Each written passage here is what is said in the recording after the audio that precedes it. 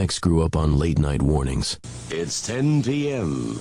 Do you know where your children are? Scared, straight. This is your brain. This is drugs. This is your brain on drugs. Any questions? And were inspired by movies that defined a generation. We were all pretty bizarre. Some of us are just better at hiding it, that's all. Hey, Doc, we better back up. We don't have enough road to get up to 88. Roads? Well, we're going, we don't need roads. I feel the need for speed. We found our attitude in comedy. I'm Gumby, damn it. You see that sign?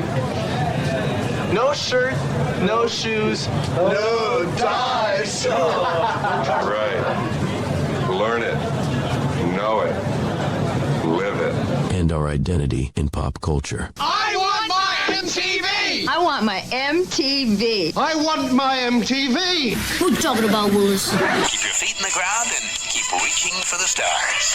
This is Gen X Men with Bill Rowland and Gary Dollarhide. Life moves pretty fast. You don't stop and look around once in a while, you could miss it.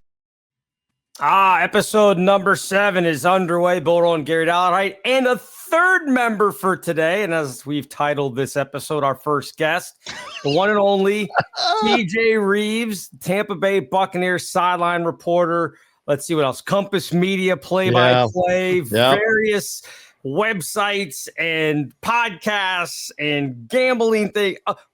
A guy who does it all right here. TJ, thank you. And you are a Gen X guy too. I am thrilled to be with you. I'm a Gen X guy. As they can see in the video shot, I have a lot of hats behind me, and I probably wear too many hats. One of the main hats is the Buccaneers, which we will talk about. I don't know how to feel about the fact that I am the first guest. Does this mean that I am somehow honored and privileged because you guys have been knocking it dead for 6 episodes and you finally decided, okay, somebody else can now get in here? Or do I take this to mean that it is somehow a challenge? It is now incumbent on me to deliver the goods as the first guest. I don't have a read early on, but it's good to be with you, Bill and Gary. No, this is definitely when Gary and I were talking about putting this together, I said, look, I've got guys that are Gen X guys that definitely need to come on because they're going to love talking all this stuff. So that's why you are here.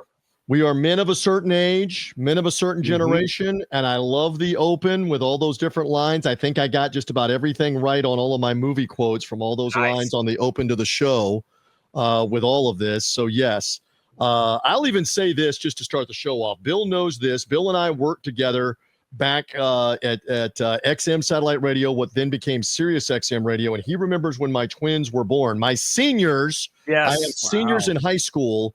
And believe it or not, how does it tie into Gen X men that the 80s kids are coming back around? Guys, gals, and everybody watching us. The 80s are coming back around. How so? The Twins High School, I kid you not, George M. Steinbrenner High School. The George Steinbrenner. There's the laugh that I was looking for, Gary. The George Steinbrenner that used to own the New York Yankees before he passed away. The bombastic, at times crazed billionaire owner of the Yankees, but you know what? They did a lot of winning at the end of his tenure, at the end of his life. So Steinbrenner is so beloved in Tampa Bay because he was philanthropic with giving to things like the Florida Orchestra, to the police, Gold Shield Foundation for fallen officers. They started to name things after him, including the high school in North Tampa where I am, George M. Steinbrenner High School. All right, so the Twins have no idea who he is. To them, it's just some old guy in a portrait, literally in the lobby. They don't know. Now, a couple of times their father has said this guy was a big deal as the owner of the Yankees, 70s, 80s, 90s, right in our Gen X wheelhouse of the 80s and the 90s for sure. But the point that I'm coming to, all right, they have a terrible football team. Bill knows this. This year has been an awful football season for the Steinbrenner Warriors football team. However, the band, and I was never in the band. I'm not musically inclined. The Twins are not musically inclined enough to be in the band, but the band is phenomenal. The band has got like 100+ kids in the band, in the marching band at a high school. All right. And their entire halftime show for the year, here comes the punchline, is retro to the 80s. And they start the halftime routine with I Want My MTV with the Dire Straits, Money for Nothing, and Your Chicks for Free. And they roll on to like Aha, and they roll on to Sting and Every Breath You Take, and they roll on to Michael Jackson Beat It, the band playing all of these songs, and they've got a huge Rubik's Cube out on the field. They've got a huge MTV logo, which probably violates some kind of copyright somewhere. They've got images of the artists on these TVs that they have, and it is quite the display. And I have now just spent the first 4 minutes of our get-together tying in the Twins High School, George Steinbrenner, and the 80s halftime show that the band has been playing. And all the parents are in the stands. I've been to 3 games, and we're all singing the songs while the band is playing all of these different songs. So I hope I have delivered in the first 5 minutes on tying things into Gen X. That's all I have to say to you. Well, absolutely. And I think, again, I can't believe they're called the Warriors and not the Yankees. How do you name a school after Steinbrenner and they didn't call them the Yankees. They called them the Warriors. They apparently had 2 or 3 choices. They were going to call them maybe the Clippers, like the Yankee Clippers. Okay. They did not call them the Clippers. They just called them the Steinbrenner Warriors. So there you go. The Steinbrenner band. I'm all about the 80s. I'm all about the MTV and the whole bit. So there you go. I thought I would tie it. Gary, did I deliver the goods? Did I pay off that 3-minute diatribe with the band from the Twins High School playing the 80s? Absolutely did. I mean, and that is, you made yourself the perfect guest for our first 3-way. I mentioned that the other day to my wife. I was like, hey, we're doing our first 3-way. And then she looked at me. I said, no, not you. Me, Bill, and TJ. And she didn't know what to think. So we might have to downplay that a little bit. We'll have to see. This is a point in time when I point out to Gary that I'm a son of a Baptist preacher, Gary, while you're making 3-way jokes at the beginning of the show. Stand by. There's more to come. What else? What avenues do you want to travel? We can travel any avenues you want. I mean, the whole reason, not the whole reason, but one of the main reasons we had you on is because you are an NFL expert, as serving as the Tampa Bay Buccaneers. Well, I mean, you're right there with one of the teams that is a favorite to win the NFC. A contender. So right now. We have to talk NFL. First thing, before we get to Tampa Bay and New England, what a crazy trade deadline we had yesterday. Yeah, there were a lot of nutty trades. The New York Jets fire sale, is it over with yet? Speaking of the 80s, they traded everybody but Freeman McNeil and Wesley Walker and Ken O'Brien from the 80s Jets teams, I think.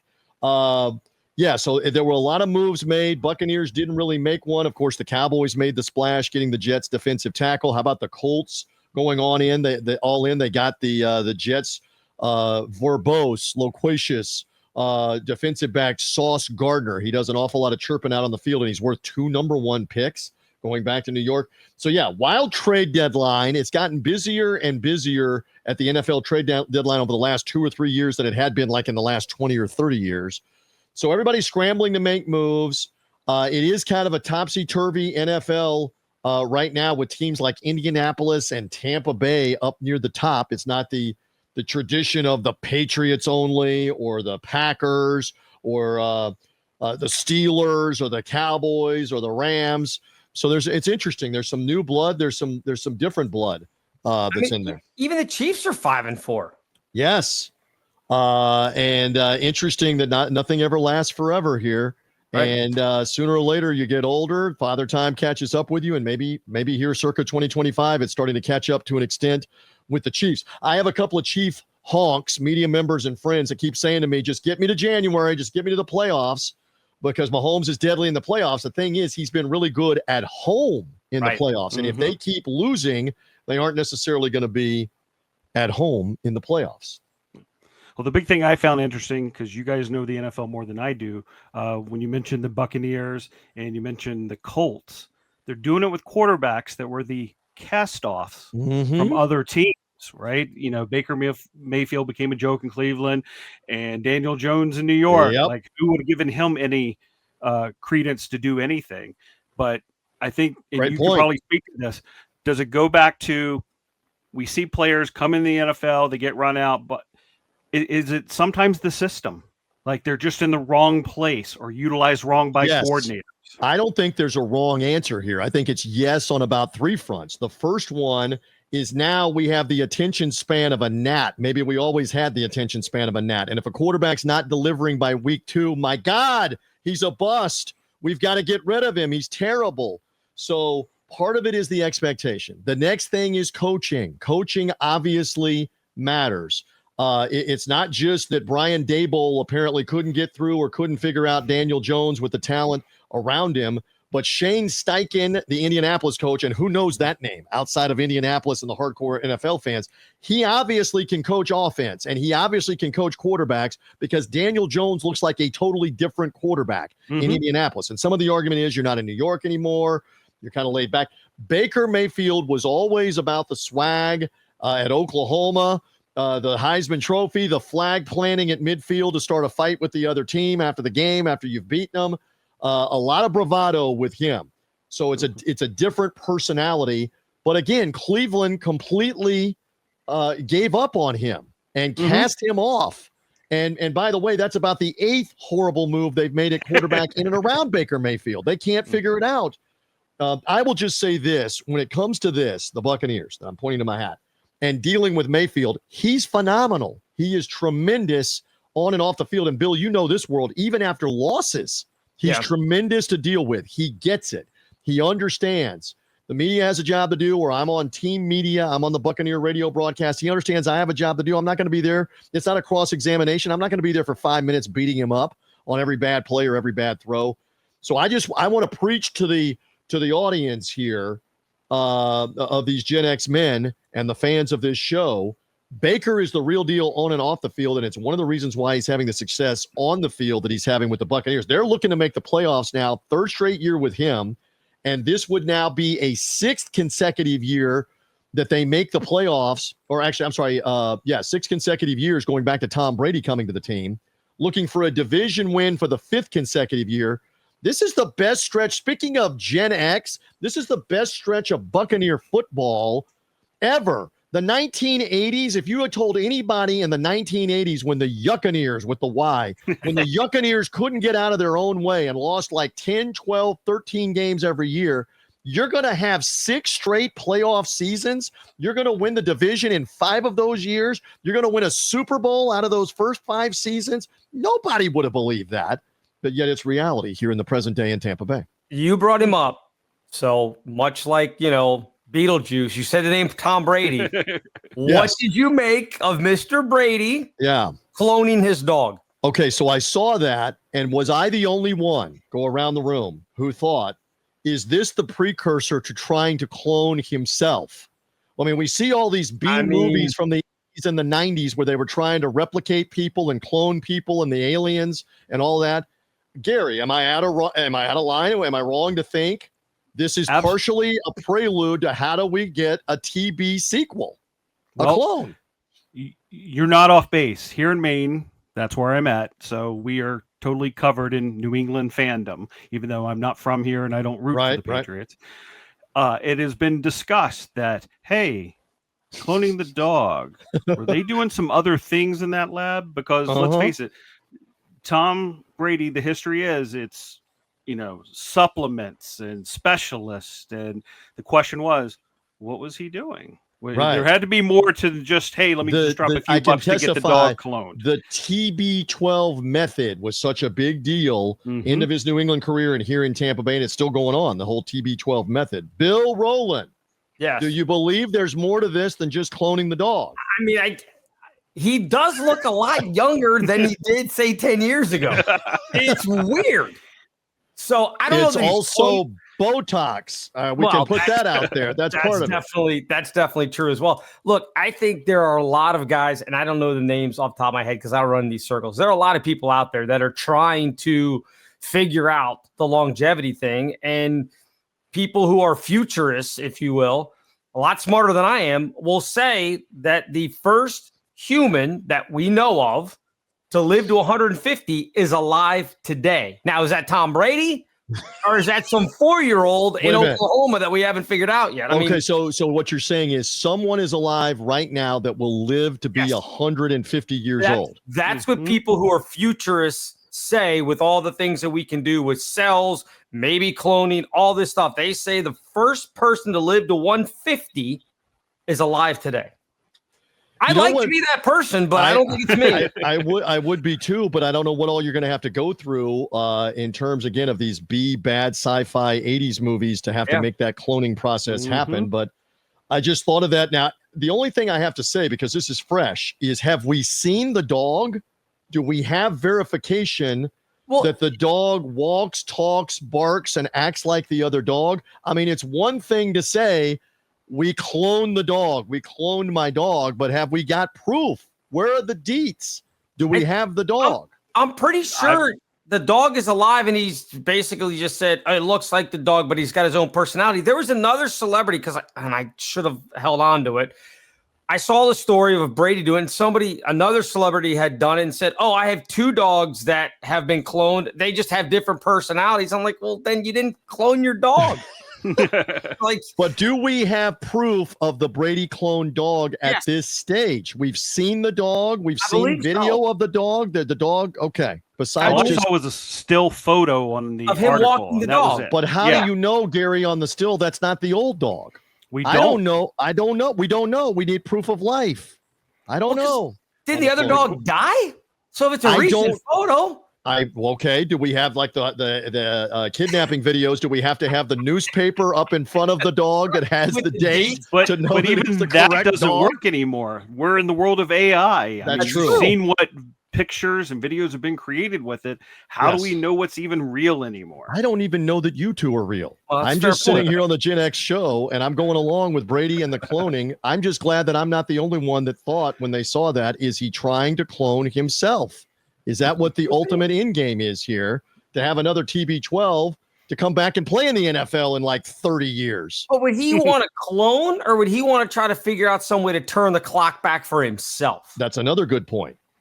And he did find the fountain of youth in 2020 and 2021 in Tampa Bay. He turned the clock back in terms of NFL playing time and playing career, because I kept saying to people watching him at field level and with the practices and saying to folks, if you didn't know he's 43 or 44, you would think he was 33.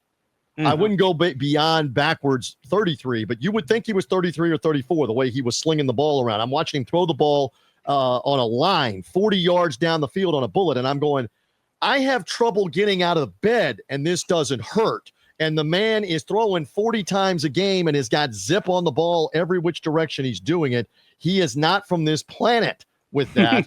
So you might be right that maybe maybe it is an anti-aging thing. Maybe it is a fountain of youth thing to try and I know we're both in the industry, TJ. So I hate to, and I'll say this because I don't think he does a bad job. All the criticism he gets as a broadcaster, I don't see it. I don't have a problem with it. There are a lot of other people that annoy me a lot more than Tom Brady does. And I agree with you on that. Very well spoken with the stories. Maybe he's not as animated as some of the other ones. Gary, where do you come down on Brady as the broadcaster? I mean, having watched a bunch of the games, at first I was like, oh, this is going to be interesting. But he actually, to me, does a great job. I mean, it's not about him. He's bringing good analysis, good stories. Is he as wonderful as some of the others? No, not historically. But he's not doing a terrible job at all. And, I've seen as an outsider all the hating stories. Of course. And I disagree with it. You know what he's doing to the hating? I'm gesturing here for the pod audience. He's brushing it off like this because the man's making like $35 million a year, like $2 million a game or thereabouts. It's nuts how much he's making. So he's good with that. I'll give you a little tidbit here.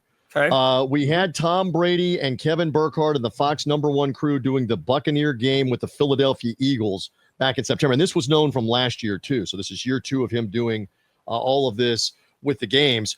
He's got a bigger, tougher security detail than I think what's around Donald Trump and some heads of state. So there's no getting near him right now on game day, around the field, or even in the press box. It's like, oh, here they come. They've fanned out about 4 in a group around him, like a force field around him.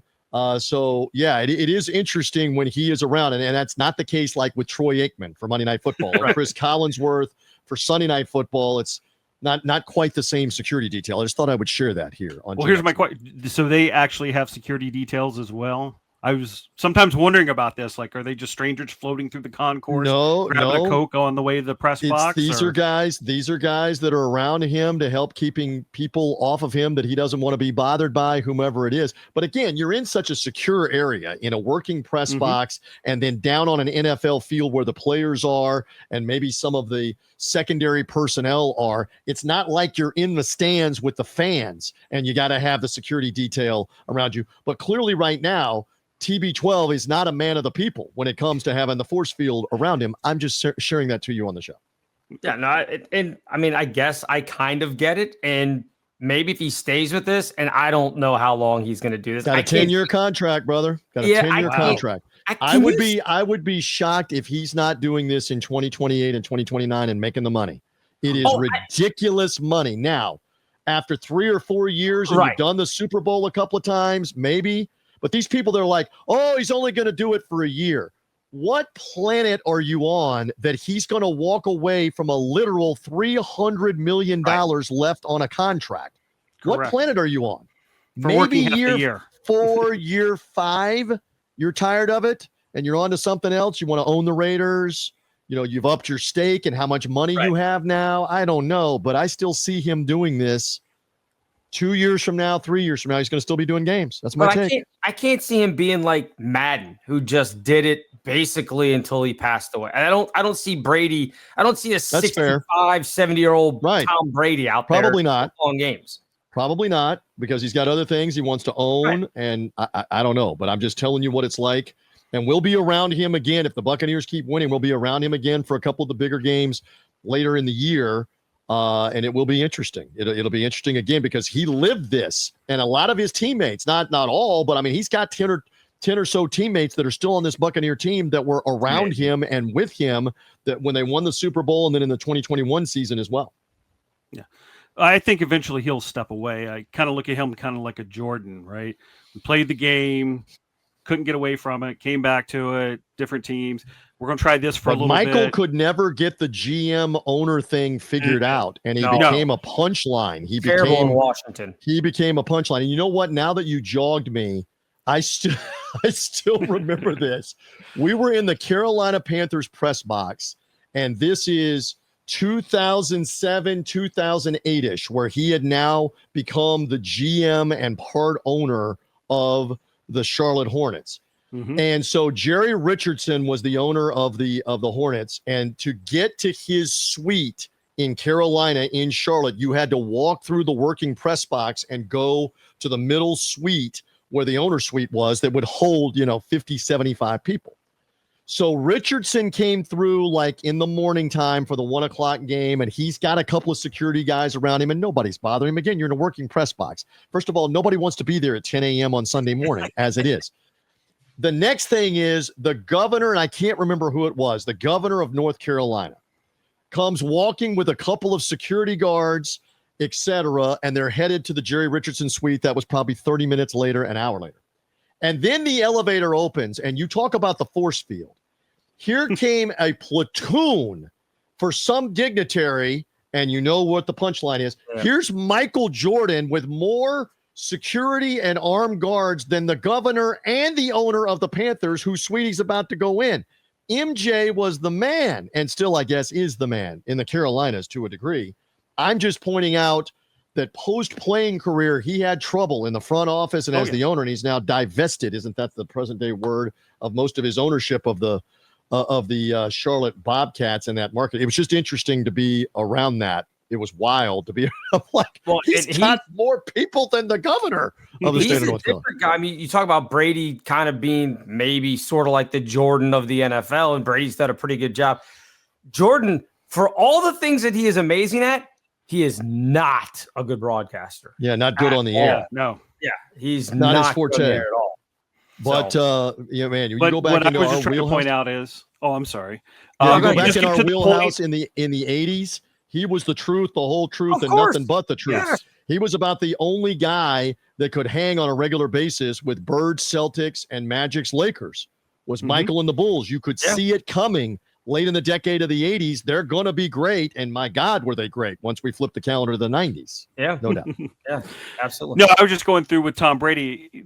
the Jordan thing is they've reached that pinnacle. They have money. They're going to decide what they do, when they do it. Someone's going to pay them, not pay them. And it may last, it may not, but it really doesn't matter to them in a way. They're just going to do what they're going to do in the end.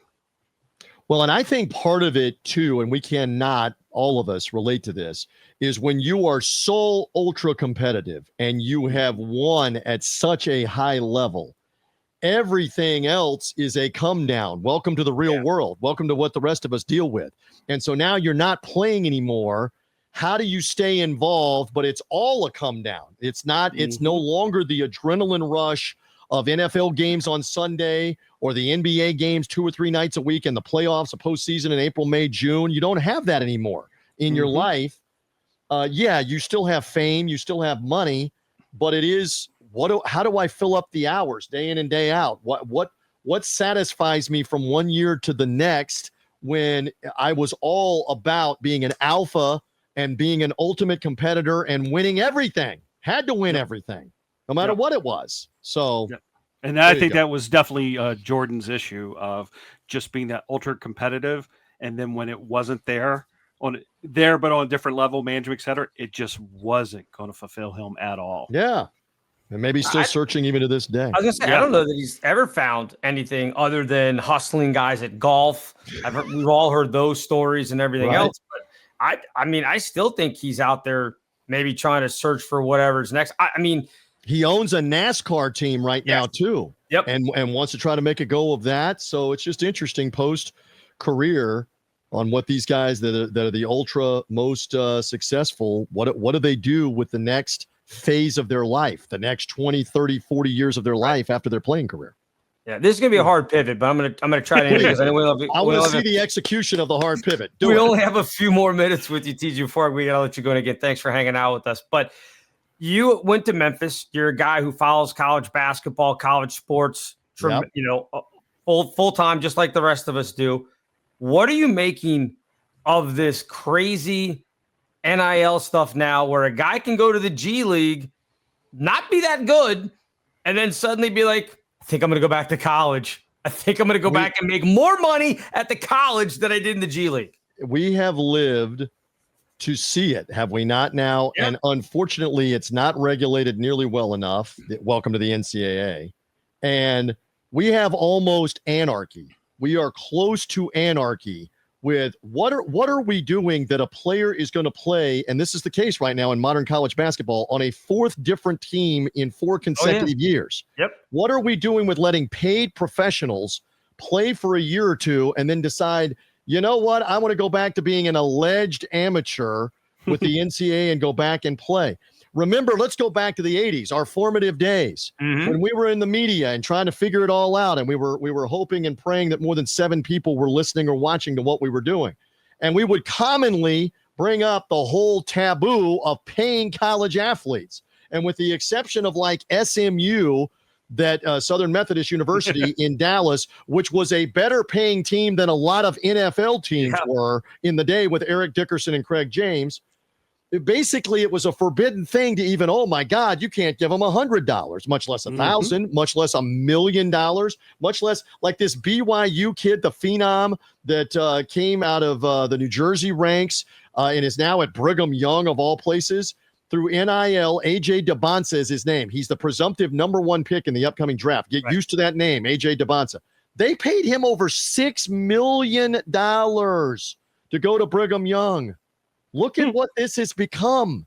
It is crazy what the NCAA has allowed to happen. They've allowed it to happen to this extent that we have money flying around like it is essentially a developmental professional league for pro sports in college football and college basketball. It's nuts. And if you would have told any of us in the 80s, I don't think we would have believed you that we would get to the 2020s, we would live long enough where you essentially have pro sports with free agency and huge contracts in college sports. And agents. We have it. And agents. And free agency. We have it. We're here. It's nuts.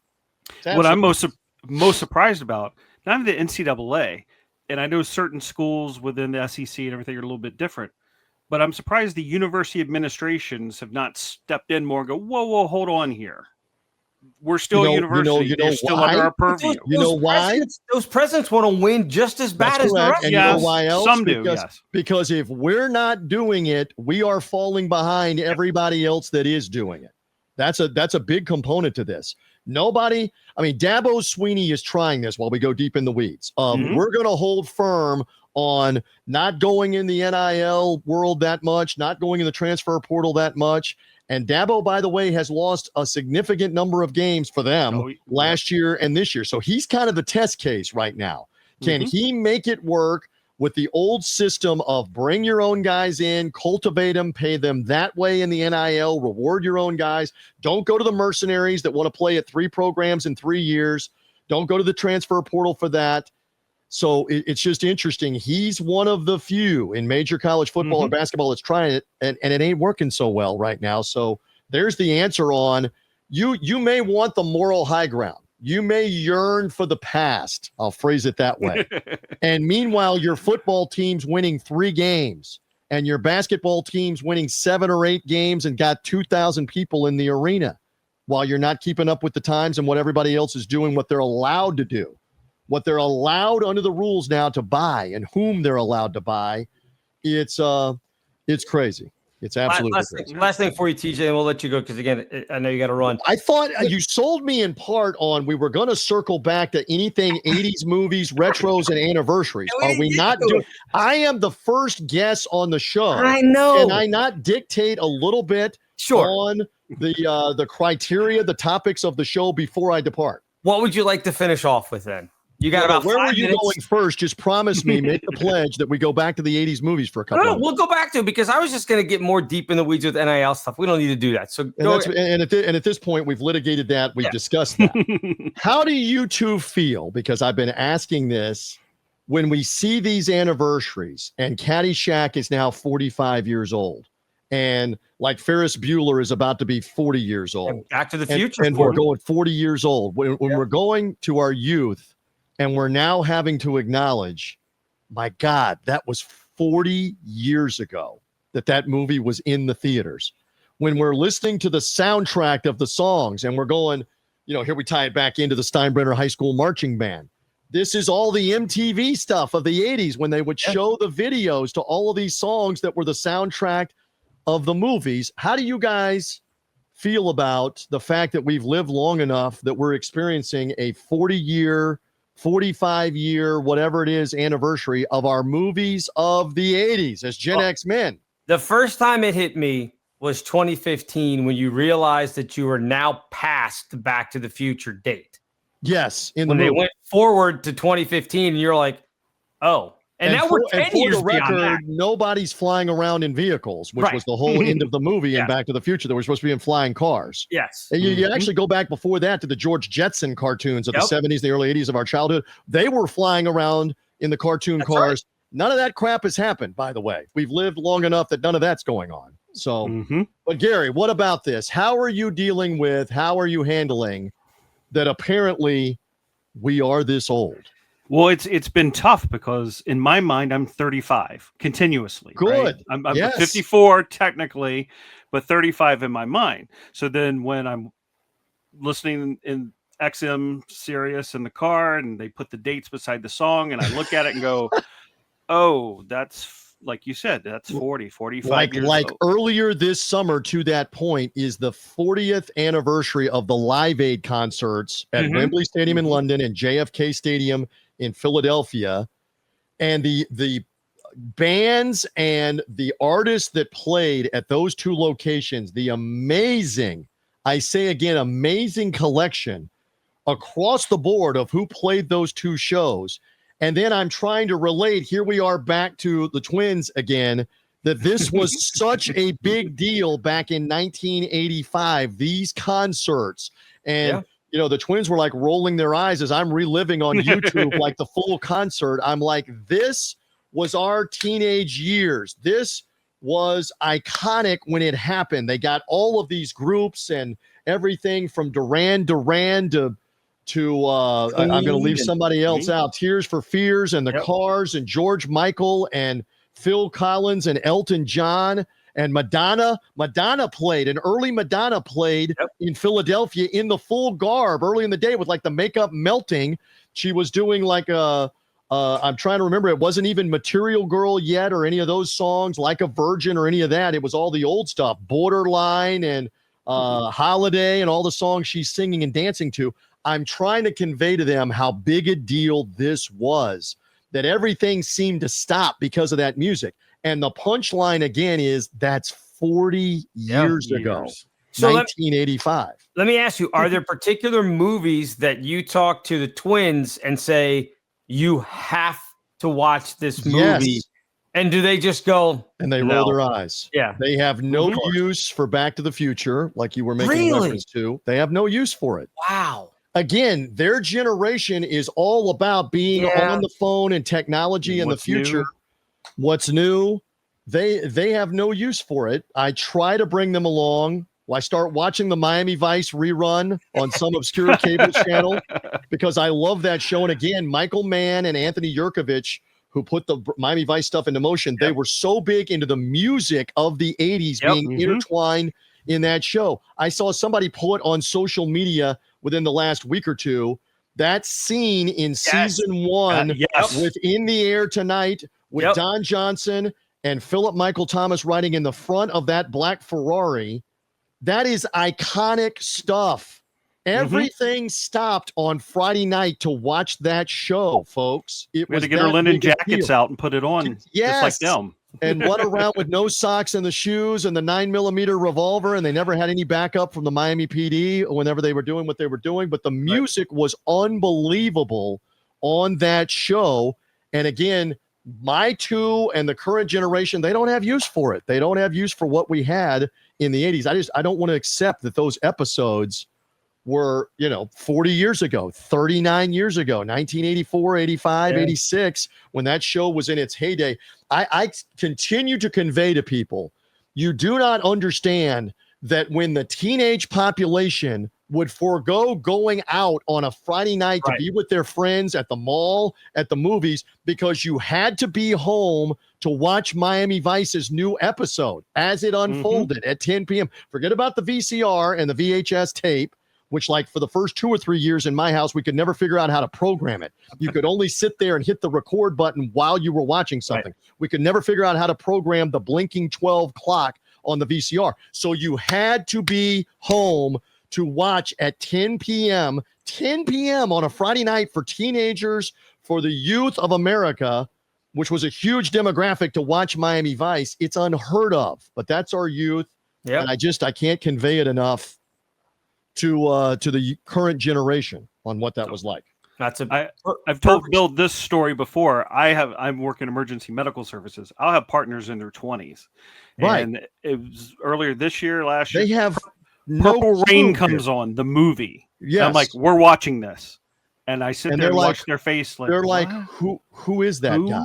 Yep. It's his royal absolutely. badness. It's Prince in the purple. This was the biggest of deals, and they have no clue, right? Yeah.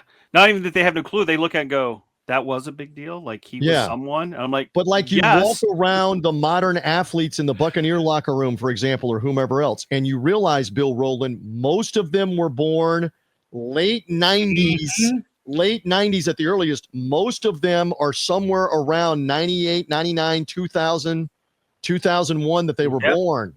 They have no idea about Crockett and Tubbs. None. They have no idea about Ferris Bueller.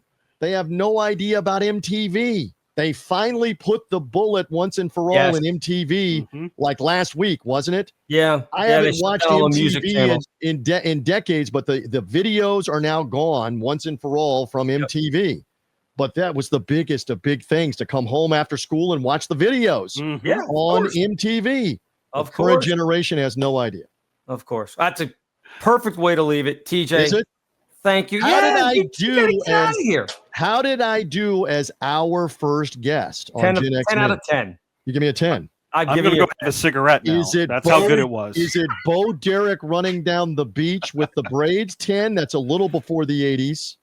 But is it Bo Derek? I mean, 10? I think we all get that reference. Yes. So, Dudley Moore, especially phenomenal in that, and Arthur with the Bo Derek.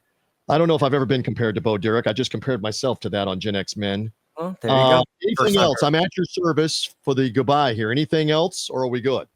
No, I think we've covered most of everything that we wanted to get to. So, well, we covered everything from like Miami Vice to Tom Brady trying to clone himself forwards and backwards. There's a lot. I enjoy it. Please, I enjoy this. I enjoy the nostalgia. Okay. I enjoy the 80s. Please have me back. Have me back at some point on Gen X Men. Of course, you have an open invitation anytime you want to hang out. So you just let me know. Kids, great to be with you here on the program. Yep. All right. TJ, thank you, TJ. We'll see you. Appreciate it, my man. We'll talk soon. There we go. There he is, TJ Rives, Buck sideline guy, joining us here. Our first guest. I think that went very well. Oh, I've been waiting on that, and it worked out perfect. And perfect guy for it. We're talking sports. We're talking movies. He knows what we're doing here. So yeah. Oh yeah, he gets it. That's the nice thing about TJ. No matter what, I've worked with him for so many things. And again, he mentioned that we worked together when it was XM. TJ and I have never met in person. Oh. He lives in Tampa. He grew up in Tampa. That was the other thing I wanted to talk to him about, living in Florida and being a Florida guy, a Florida man, if you will, because everybody gets that bad reputation. Anyway, so he's doing stuff down in Florida, but we're on XM. So that's how we kind of met, because we were working on the same sports channel. Mm-hmm. And we used to do a show on Saturday nights. It's basically the college football wrap up. And of course, when his wife is pregnant and having their twins, he's not working that night, except she had the twins on a Saturday night. He actually called into the show after his twins were born. So I'm like, so this is going back now, 2006, 2007, I guess it was 2007 now. Mm-hmm. So he calls in and we're like, oh, this is awesome. Everything. So I've watched his kids grow up, never met them, never seen them, but I know all about him because just from, him, he'd send me pictures. We talked about the Halloween episode because he was kind of getting a feel for what we do here. And I was telling him about, well, we've done the One Hit Wonders. We did a Halloween episode. We talked movies, all that kind of stuff. And he sent me a picture of his kids, his two twins, when they were 4, dressed up, whatever their Halloween costume was. And I was like, I vaguely remember that from the first time you sent it 14 years ago. I mean, it's crazy. So anyway, just a great dude. Just a great dude. And knew his stuff backwards and forwards on this. So good time. I wish we gotten further into the New England Tampa Bay matchup for this weekend, because I know a lot of my friends who watch this are hardcore New England fans. He probably could have thrown some water on them about that. But yeah. I mean, New England, whether you want, I mean, if we can go down this road, I think they've done a remarkable job of being like, you know what, Mac Jones just wasn't going to work here, and now Mac Jones is in San Francisco. You talked about it with TJ, about Baker Mayfield and about Daniel Jones. You look at Mac Jones, that was in New England, and he was decent his first year. And people were like, oh, maybe, and then it fell apart. And they gave up fast. They gave up fast on him. Part of that might have been their coach too, though. I mean, True. They changed coaches, the whole thing. So now you get Drake May in here, and people are like, I don't know, North Carolina quarterback, they haven't done too well. I mean, they do well in college, and you had Mitch Trubisky and these other guys, and then so now they're like, is Drake May going to be? No, I think Drake May's pretty good. Yep, and I think they always forget, what is your supporting cast, and right. They got him Stephon Diggs and a little bit running game, defense. So you have to have everything. It's very hard, from what I've seen, again, as the outsider, you pay more attention, to win in the NFL if you don't have good core components across all facets of the game. Of course. Unless you're the old, my favorite, Baltimore Ravens, when, hey, we don't know what our offense is going to do, but we'll defense you to death and still win. Yeah, that was Baltimore. That team might have been the last one to just be like, you know what, we're going to have a quarterback, just don't screw it up. You're right. As long as you don't screw it up, we're going to be okay, because the defense was so unbelievably good. But you saw how that ended with Brian Billick and that whole crew. It ended in disaster because they didn't have that quarterback that, as their defense transitioned, they didn't have somebody that could sit there and and be like, you know what? I can go out and win a game for you. I mean, they tried Kyle Bowler. That didn't work. The only thing he's famous for is he dated Tara Reid for a little while.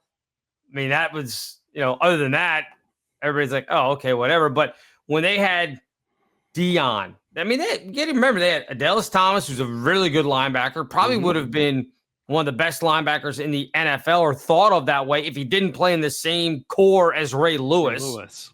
But you had Ray, you had Dion, you had Adelis, you had all these guys, and it was a disaster. Jamal Lewis, the running back, even then was still pretty good. I mean, and it ended in disaster, like them getting booed.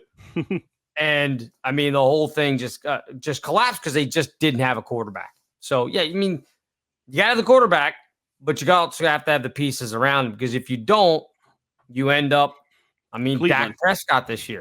I mean, Dak's good, but they can't stop anybody. Yeah. Cincinnati, but old Joe Flacco looks great, throws for 400 yards. They can't tackle a guy with 20 seconds to go, and they lose to the Bears because the tight end scores on like a 50-something yard pass because 3 guys hit him in the middle of the field and didn't tackle him. Yeah. I mean, it's terrible. It's terrible. But so I guess we should have more guests as we move forward. Just grab some other people here and there and bring them on, and they can reminisce, much like TJ did, about their time growing up in the 80s and everything else. I think it's a great idea. Did you were you upset at all to see that Dick Cheney pass away? Is that going back? I mean, that's not 80s, that's more 2000s, but still Dick Cheney was around forever. It made no impact on me emotionally, on him as a person. However, as we were just discussing anniversary song titles, it was a bit of that's someone from, my younger years, prominent, that has now, passed on from this world, which is a little bit of a reckoning for myself of my age of, wow, we're getting older, and the people that we looked up to 20, 30, 40 years ago are now starting to pass away. So it just kind of puts that placement of where I am in my world, my lifetime of what's, happening. Yeah. I mean, I was just kind of like, I mean, I knew he was still alive, but I hadn't thought about Dick Cheney in years, other than when, I think he had a heart transplant a couple of years ago or whatever it was. That may not even be right. He had some sort of surgery thing. But anyway, I mean, he was 84. It's a pretty good run. Yeah. It's a pretty good run. So, yeah, I mean, the funny thing was, as I was getting ready for this today and I'm doing, the prep and the research and everything, I go to DuckDuckGo, the browser. I don't know if you're familiar with that, and it's got automatically, it's called Duck AI, I guess is their AI thing that's in it. So I just typed in the thing, celebrity deaths, and it gave me a list of like all the recent celebrity deaths, except it just scrapes. It doesn't try to verify anything. So it just kind of goes through. So I'm looking, I wonder if there's a way. I don't have it up anymore. I was gonna say I would try to screen grab it and throw it in. If I get a chance, I'll do it in post. I'll try to put the picture so you can see that I'm not lying about this. Jason Kelsey, age 41, died in October of 2025. And then it, lists cause, and it said no cause given. I was like, yo, he's not dead. Like, what are you doing here? So I grabbed the screenshot, took a picture of it, dropped it into Chatgpt, and this is sadly the last day that I'll be probably using Chatgpt because I run out of my subscription today. And so I listed it, and I said, and it just was like, see if it can figure it out, because it's different. Duck AI and Chatgpt are, I think, different. Maybe they're the same thing. I don't know. So I just screenshot it, and I went, what's wrong with this picture? And it goes, oh, this is something that people, is something along the lines of the AI is just not guessing. I forget what it said. It thought it was still 2024. It basically said none of these people are dead. So, wow. So, and I was like, so I typed back in, I'm like, hello, it's November 5th, 2025. this is not the future. This is not like them saying, oh, newspapers always have like the obituary ready to go when somebody dies. Yep. I mean, that if you don't know, in the business, newspapers, TV, radio, they all have a list of like, if this celebrity dies, we should have this ready to go just in case it happens. They do it. I'm sure they had it for Dick Cheney. I'm sure they have it for a lot of people, especially presidents. There's one for Obama. Not that he's going to die in the next 3 or 4 months, years, whatever, but it's there. It's in a file. It's ready to go. So that's kind of what this thing was implying, was like, oh, well, they just have this stuff. I'm like, no, dude, it's November 5th, 2025. And then it came back with, oh, well, but there's no verifiable evidence that these people have passed away. And that's when I wrote and said, you need to look again. Other than Jason Kelce, which is the problem here, these people have all died. And then finally, I mean, it took 2 or 3 prompts for finally to go, oh, yes, I see now where there have been obituaries written. And I was like, what? You cannot trust AI on any level. None. It is so funny you bring that up, because in similar story that happened to me, we were going to talk the NFL. I'm a casual fan. I can't tell you, who the third cornerback is in Detroit or anything like that. So I said, hey, I started with Grok, said, hey, just kind of give me the bullet points of where we are in the season, season 9, 10, who's ahead, et cetera, et cetera. Right. First thing off the bat was the Indianapolis Colts. Okay. They were 8-1, according to Grok. Right. So that was the first thing that caught me. I was like, that, I know enough know that that's not right. Right. So then you read the bullet point of superstar Anthony Richardson being the dual threat, leading the team, and so many yards and passing. Oh, no, I'm not kidding you. And I was just like, oh, my goodness. And so I let it run through its thing, and I write, Anthony Richardson not playing, correct? Because I was looking for the Daniel Jones story, because I knew that. Right. And then you get the, well, yeah, I guess you're right. We were looking at last year, and I was just like, it's so bad. If you didn't know better, you would have just taken that. If I didn't at least have a critical eye, would have brought on here and said, yeah, let's talk about how great Anthony Richardson is in Indianapolis. And the both of you have been like, what? But again, AI, can you trust it? I know it's off a tangent from where we started, but it's so funny. 2 different things. Yeah. You were looking at, celebrity deaths. I'm just looking at basic, current, well-known NFL information, and it can't get it right. It does it all the time. And I don't know if there's something, and again, I'm sure there's people, if you've listened this far and you know about AI, you're probably like, you two are idiots. Fine. I'll be an idiot. I don't care. But I'm using it like an average everyday person would use it.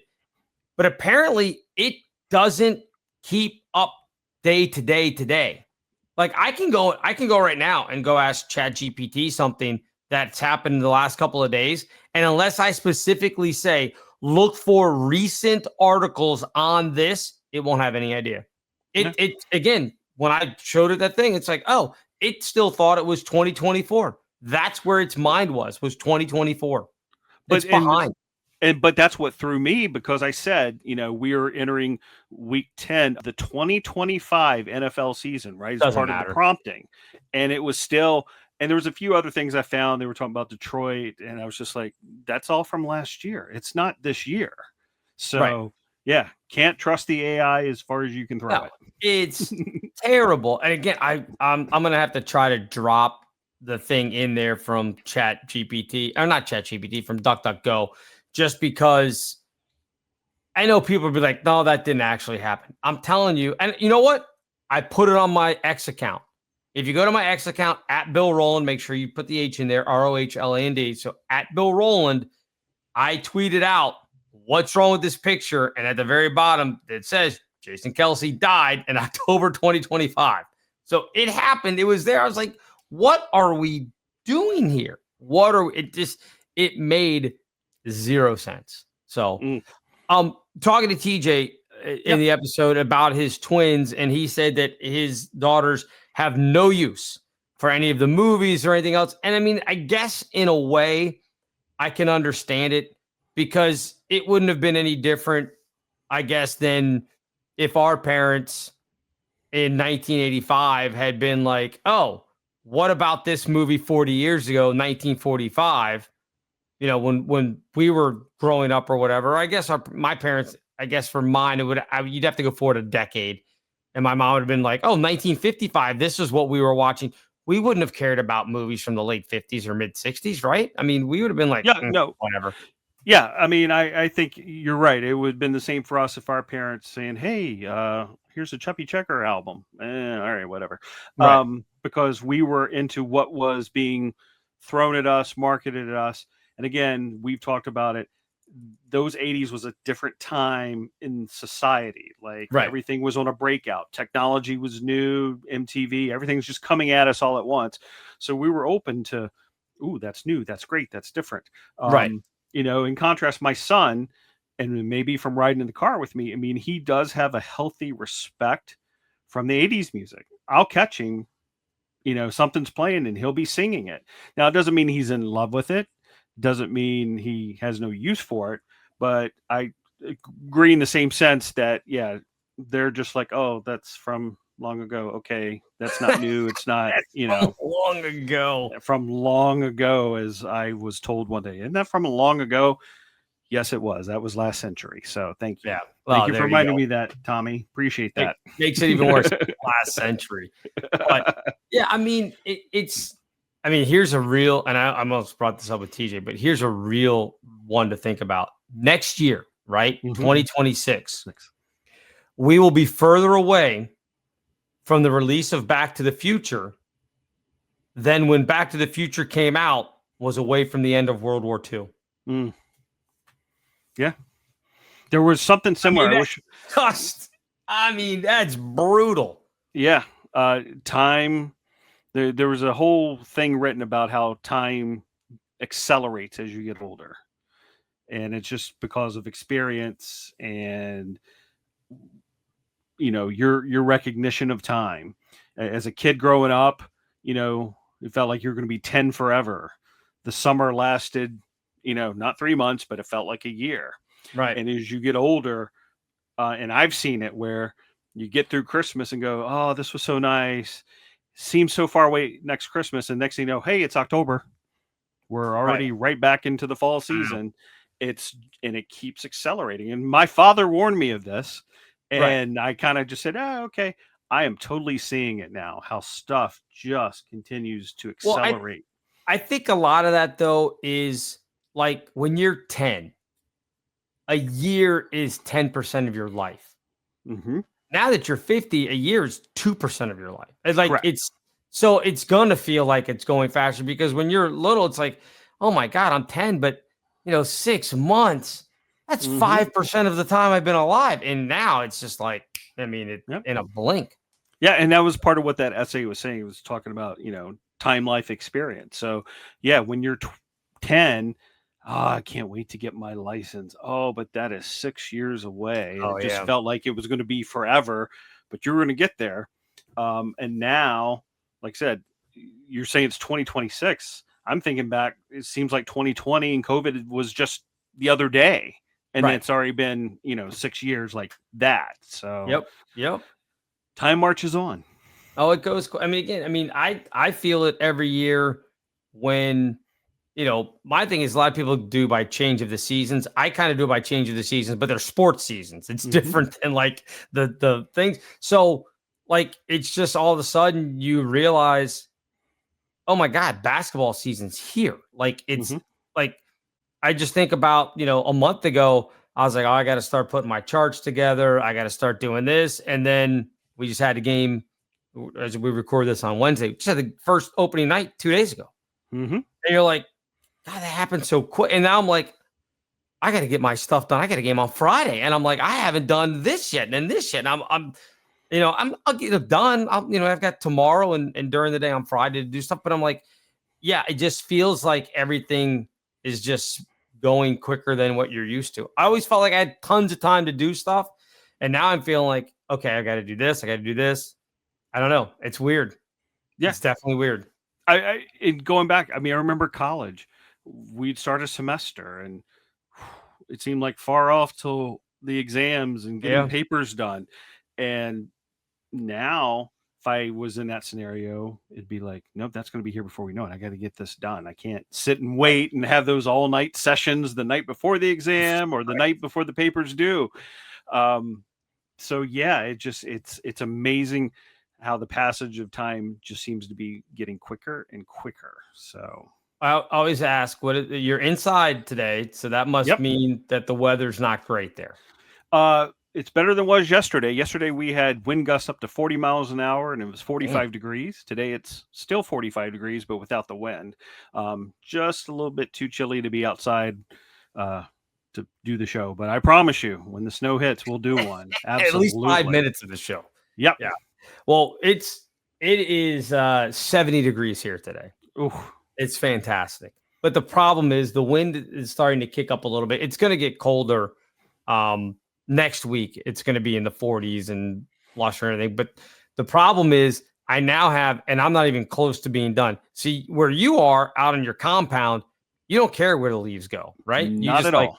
Yeah. You don't care if there's, I have right now out in front of my house, 21 leaf bags, like the paper Ace Hardware or Lowe's or Home Depot, wherever you shop. Those big giant, not the little ones, the big giant paper leaf bags that you have to use now. There are 21 of them out there. Now, that's a lot, but that's also 21 after they've been shredded down.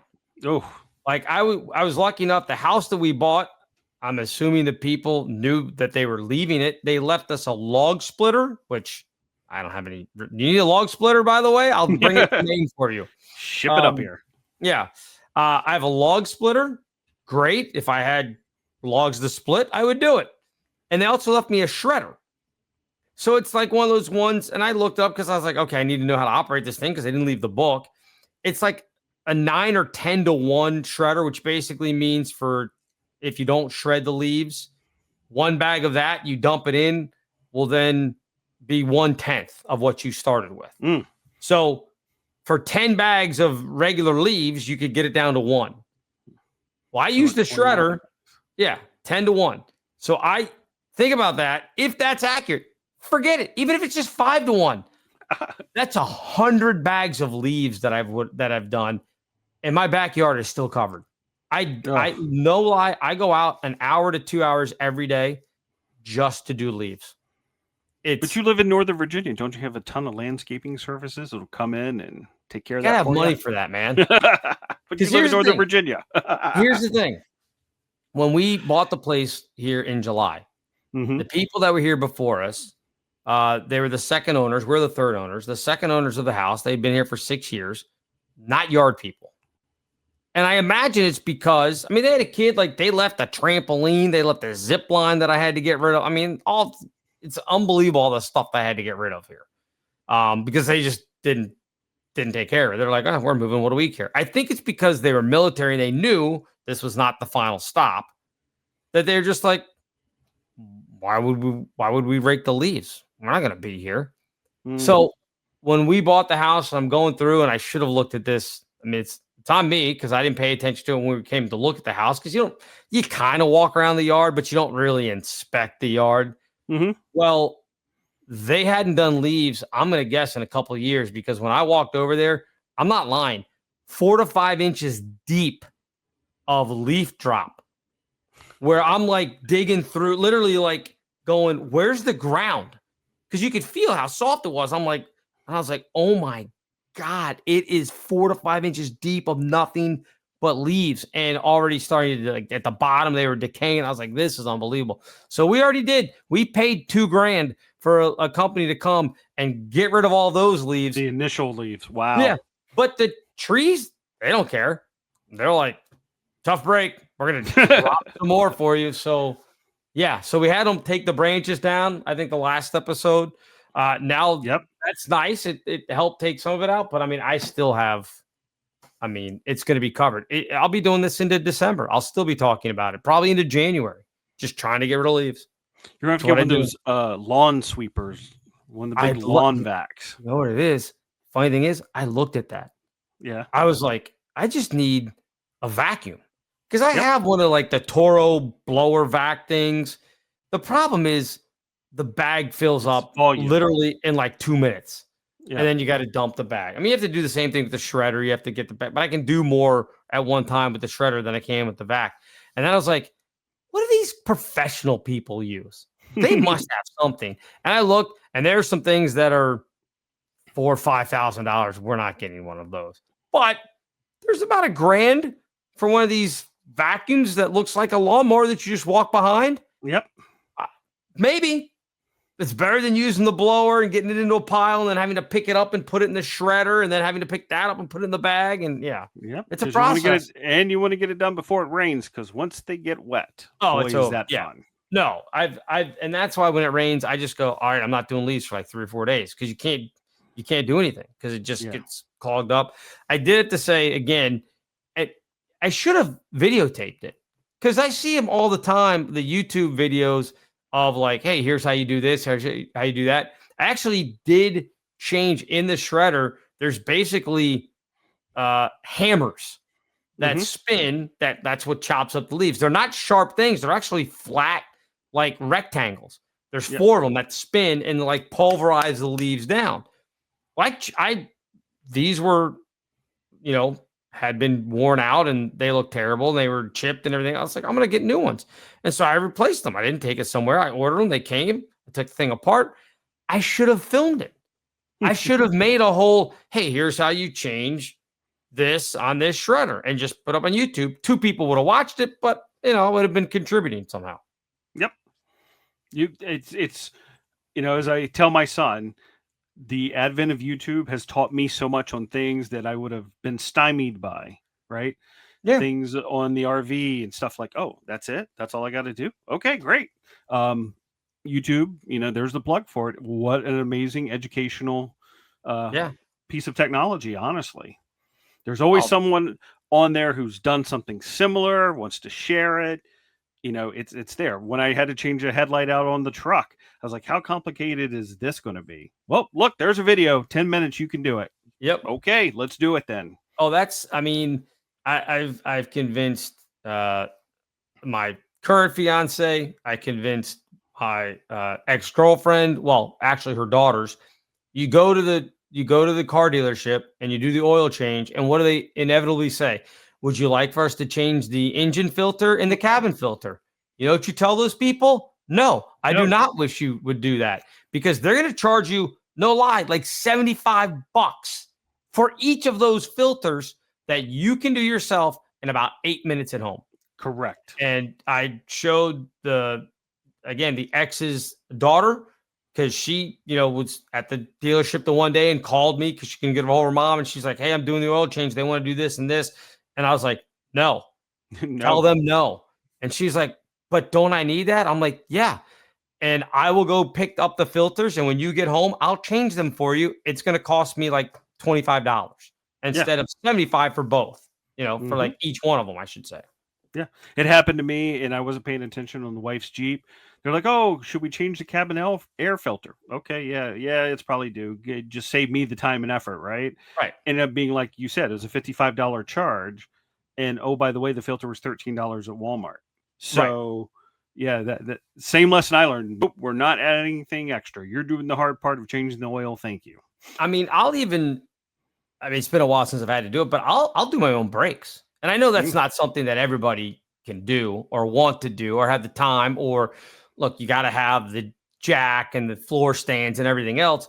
But if you buy the jack and the floor stands and you do your own brakes 1 or 2 times, you just paid for the jack and the floor stands and everything else, because brakes, they $500-$600 in some cases per axle. Absolutely. Yeah. And I'm like, nah, as soon as I start hearing them squeak, my brother-in-law over where my sister lives, her husband, he's got a lift. Oh, that makes it so much easier. Put stuff up on the lift. I don't have to worry about it. It's just like, okay, we'll do it that way. I mean, I go over and help him with stuff all the time. So I'm like, I'm going to borrow your lift. We're going to put my car up so I can do stuff. Or, whatever it is. He's got the big, giant, 5-10, ton jacks that'll put the thing up way up in the air. But yeah, if you can do that kind of stuff, even if it takes you a couple hours, that's way better. You're paying yourself $100 to $200 an hour if you can do it rather than taking it to somebody else. And maybe look, if you got the money, it's convenient, you don't want to waste your time, sure. But this day and age, as expensive as stuff has, like you said, man, just go to YouTube, look it up. You can figure it out. It's not that hard. Mm-hmm. So there you go. Do you have anything else this week? No. This totally ended up being halfway different than what I thought it was going to turn out, but it was fun nonetheless. Oh, what did you? I'm these... curious. What did you think it was going to be like? No, I thought we were going to spend way more time talking hardcore sports than we actually did. I should have warned you that TJ is again, as he said, he's very verbose and he will go off on any tangent you want. So, which is fine. No. I mean, it opened up the field, and I didn't feel quite as like I said, I don't know who the third cornerback in Denver is, but okay. I don't either. I don't know any of that stuff. I mean, I know the quarterbacks for the most part, and who's playing well and who's not. But I don't know who some of these guys that got traded. You know what? It all stopped for me when I stopped playing fantasy football. Yeah, that'll do it. Right? Because I used to pay attention to anybody and everybody, not just the team I was rooting for. And since then, it's just a casual of. Other than living in New England and getting stuck with Patriots games, it's always like, what game is on? Oh, okay, cool. We got that game today. All right, let's just watch that for giggles. So, right. Yeah. No, so I thought we were going to get more, not just in the NFL, but deeper into NIL and everything else. So, well, I apologize that you did all your research and didn't get to use any of it. It's fine. No big research. All right, very good. Right? I told you it was already wrong too, So that's right. That's right. Any parting words for us? Well, I wrote this again because I thought we were doing something different, but sure. We grew up in the 80s believing that college sports were the heart and hustle and all about school pride. And now it's all about contracts and endorsements. So the word amateur is now thrown to the trash pile of history. So you are 100% correct in that regard. I will quote the legendary Bill and Ted and just remind everybody to be excellent to everyone. This concludes this episode of Gen X Men with Bill Rowland and Gary Dollarhite. Gen X Men is now off the air.